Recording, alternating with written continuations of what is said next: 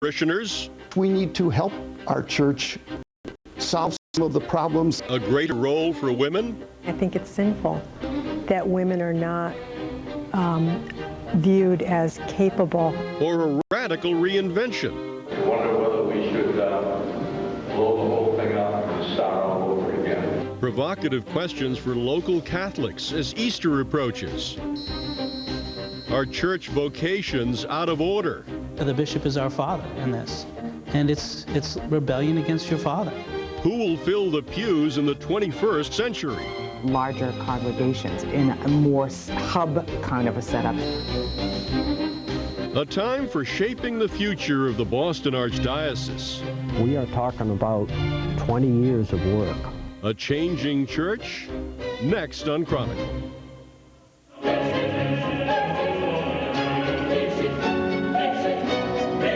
The halcyon days when American Catholics paid and obeyed the hierarchy of Christianity's most hierarchical church may be on the wane in Boston.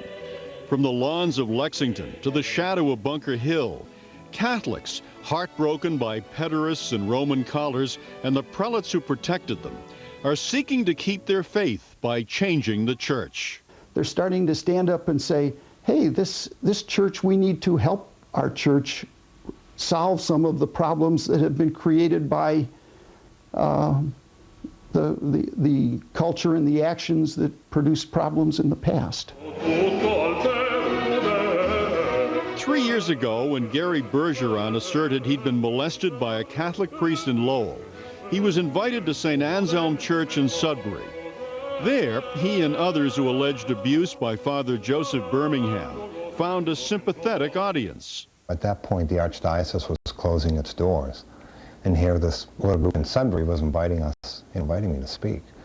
And they're just an incredible group of people. Frustrated by Cardinal Bernard Law's refusal to make peace with those abused by pedophile priests, Bergeron decided to take the case, including that of his own father, to the Vatican. Parishioners at St. Anselm funded his fare to Rome. It was the parishioners at St. Anselm's who really reminded me that the people are the Catholic Church. It's not the buildings, it's not the bishops or the cardinals, that it's the people. Despite its work for survivors of clerical pedophilia and as host parish for Greater Boston's deaf Catholics, St. Anselm celebrated its final Mass last September. Suppressed under a plan to liquidate 83 of the 357 parishes in the Boston Archdiocese in less than a year, its pastor, John Fitzpatrick, expressed his flock's dismay. I wonder whether we should blow the whole thing up and start all over again.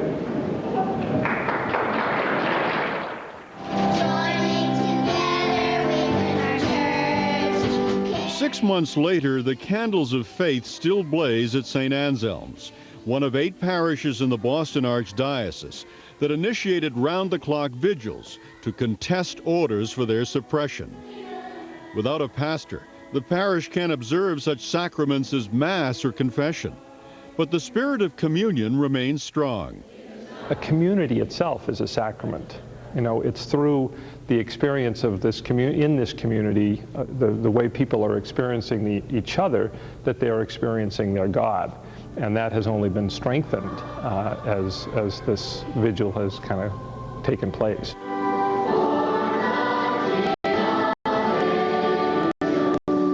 On Christmas Eve, over 600 parishioners filled St. Anselm for a service featuring a choir of its deaf community and the children of the parish in the Nativity play. I believe in the church. I've raised my children in the church. I do want this church to thrive, and I don't believe that closing vibrant parishes and destroying communities is a way that's going to help our church survive in the future. Long before the sexual abuse scandal erupted, there were signs that the Archdiocese of Boston, once the crown jewel of Catholicism in America, was in decline. The ranks of priests and nuns began to drop in the 60s, leading to the closing of parochial schools such as St. Bernard's in Newton.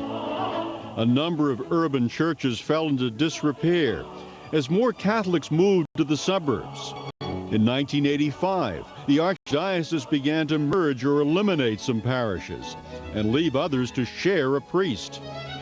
Altogether, these changes had affected 50 churches by 2002, when the abuse scandals surfaced.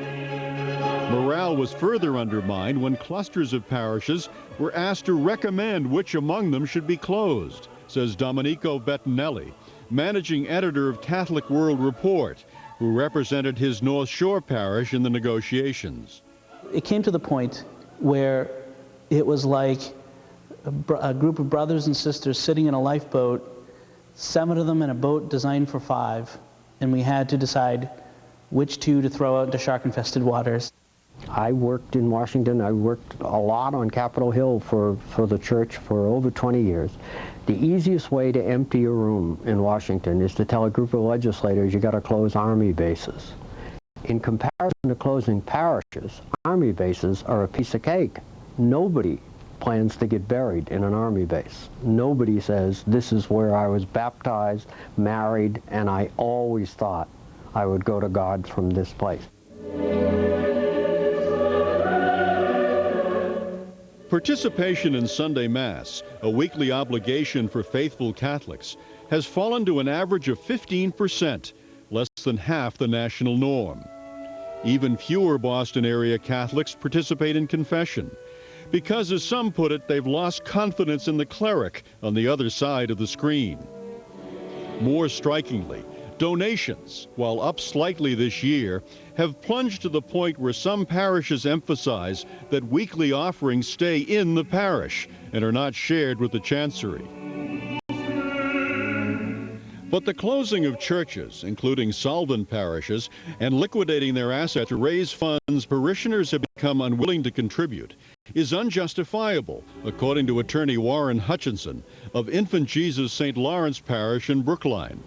This is effectively a disproportionate, unfair, confiscatory tax on isolated parishes for purposes of addressing debts of the Archdiocese. And I don't think it's correct under canon law, and I don't think it's correct morally, quite frankly. I would be upset if my parish were closing. But there are right ways to deal with anger, and there are wrong ways. And a wrong way is to set up active rebellion and active resistance to the real authority, the responsible authority, the appointed authority, and from a Catholic point of view, the authority of a father, who is the bishop is our father in this. And it's rebellion against your father. Peter, where did the church closings stand at the moment? Well, there's kind of a cooling off period, Mary. They've postponed the closures of 18 scheduled closings until at least after Easter, we're told, pending this review by the committee that was set up by the Archbishop.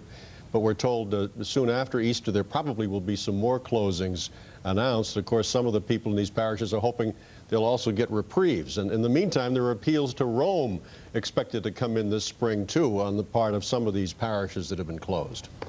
Still ahead, the end of personal parishes after this. Coming up later, an answer to the priest shortage. We have hundreds of priests in the Archdiocese of Boston. Coming up next.